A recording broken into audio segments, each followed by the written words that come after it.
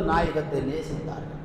வரலாற்றிலே ஒரு சம்பவம், 6 மாதத்திற்கு ஒரு முறை, 1 வருடத்திற்கு ஒரு முறை இஜாமா என்று சொல்லக்கூடிய கெட்ட ரத்தத்தை உடம்பிலிருந்து எடுக்கக்கூடிய ஒரு அற்புத வைத்தியம் நபிகளார் ஒரு முறை, ஆண்டுக்கு ஒரு முறை செய்வார்கள். அந்த ரத்த குத்தி எடுக்கக்கூடிய அந்த செயலை செய்வதற்கு பின்னால் ரத்தத்தை ஒரு வட்டால புடிச்சாங்க ரசூலுல்லாஹ். அப்துல்லா இப்னு ஜுபைர் அலி அவர்களை கூப்பிட்டு இந்த ரத்தத்தை மக்கள் பார்வைக்கு படாதவாறு கொண்டு போய் எங்காவது கொட்டி விட்டு வாருங்கள் என்று சொன்னார். அப்துல்லா இப்னு ஜுபைர் அந்த ரத்தத்தை எடுத்துக்கொண்டு போனவர் என்ன செய்தார்?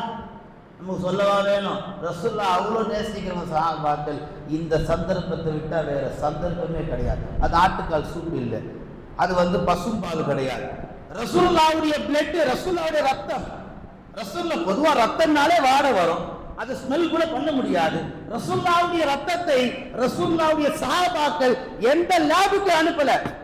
இதை குடிச்சா நோய் வருமா, அது வருமா, எதுவும் இல்லை, கிடைச்சிருக்கு. இதை விட ஒரு வாய்ப்பு இல்லை. கிடைத்த ரத்தத்தை அப்படியே குடித்தார்கள்.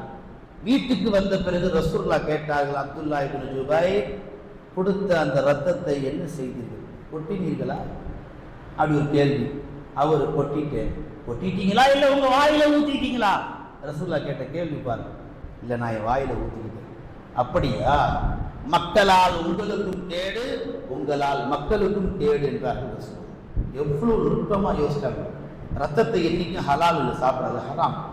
யார் ரத்தத்தை குடித்தாலும் உடலிலே நோய்கள் உண்டாகும், அல்லது மக்களால் அவனுக்கு பிரச்சனை வரும், அல்லது இவனால் மக்களுக்கு பிரச்சனை வரும். நோய் ரீதியாக ரசூலுல்லாஹ் சபித்து விட்டு கடைசியாக சொன்னார்கள், அப்துல்லா இப்னு ஜுபைர் நாளை மறுமையிலே நரக நெருப்பு உன்னை தீண்டார். உலக வாழ்க்கையில நீ தான் செய்து விட்டாய், உனக்கு யார் இந்த அனுமதி தந்தது? இது ஹராம் என்று கண்டித்து விட்டு மக்களால் ஏற்படும் தொந்தரவுகளை சொல்லிவிட்டு நீ மௌத்தா போய்விட்டால், அல்லது ஏதேனும் தவறுகள் செய்திருந்தால், நரகத்திற்கு தள்ளப்படக்கூடிய சூழ்நிலை ஏற்பட்டால் நரக நெருப்பு உன்னை டச் பண்ணார். ஏன்? உன் உடல் ரத்தத்தோடு என் ரத்தம் ஓடிக்கொண்டிருக்கும். மார்க்கத்தில் ரத்த தானம் கொடுக்கலாம், யாருடைய ரத்தத்தையும் குடிக்க கூடாது. பார்த்தவர்களே, நான் சொல்ல வருவது அப்துல்லா இப்னு ஜுபைர் எதை பத்தி யோசிக்கல. இந்த ரத்தம் குடிச்சா ரசூலுல்லாஹ் ஃப்ரெண்ட்ஷிப் கிடைக்குன்னா குடிக்கவும் நாம் தயார். இன்னைக்கு நாம ரத்தம் குடிக்க சொல்றாங்க. ரபியுல் பிறை 1 அழகா ஓதுற மௌலூது பாடல் வரிகளை ஒரு 3/4 மணி நேரம், ஒரு அரை மணி நேரம் ஒதுக்கி நம்ம அதை கேட்கலன்னா அப்படி என்ன உலகத்தில் நமக்கு முக்கியமான வேலை சொல்லுங்க? கபூர்ல வச்ச பிறகு உன் கடை எப்படி கவனிச்சுன்னு கேட்பான், இல்லை உன் ஆசை மனைவிக்கு என்ன வாங்கி கொடுத்தன்னா கேட்பான், இல்லை உன் பிள்ளைய பாத்தியான்னு கேட்பான், உன் நபி யாருன்னு கேட்பான்.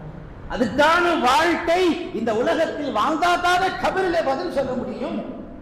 பாந்தவர்களே, இன்றைக்கு இப்படி ஒரு சூழ்நிலை நமக்கு மத்தியிலே உருவாகி கொண்டிருக்கிறது.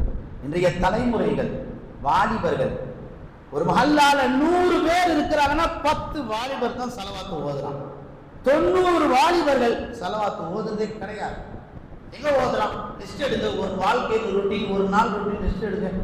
காலைல 10 மணிக்கு எந்திரிக்கிறது, 12 மணி வரைக்கும் சும்மா உட்காந்துருக்கிறது, 10 மணிக்கு வச்சு 12 மணி வரைக்கும் சும்மா உட்காந்துருக்கிறது, 2 மணிக்கு காலைல டிஃபனு, 6 மணிக்கு மதிய சாப்பாடு, நைட்டு எல்லாம் தூங்க போகும்போது இவன் சாப்பிடுவான் 1 மணிக்கு, எல்லாரும் ஃபஜருக்கு வரும்போது இவன் மூத்தாய் கிடப்பான். இவன் வாழ்க்கையில் ஏது ஸலவாத்து?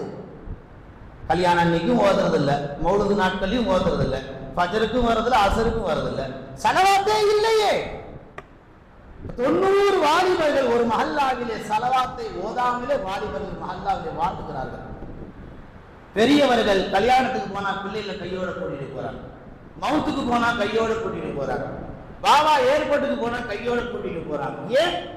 கல்யாண வீட்டுல என் பையன் தெரியணும், மவுத்து வீட்டுல என் பையன் தெரியணும், ஏர்போர்ட்ல நான் ஊருக்கு போகும்போது என் பையனை கூட்டிட்டு போறது எதுக்கு? குடும்பத்தை அடுத்து நீ பார்த்துக்கணும், இது ஊர் மக்களுக்கு தெரியணும். இந்த 3 இலைகளை நாம் ஏன் செய்கிறோம்? இந்த சமூகத்துக்கு நம்ம பையனை அடையாளப்படுத்துறோம். இந்த விஷயத்துல நாம தெளிவா இருக்கக்கூடியவங்க.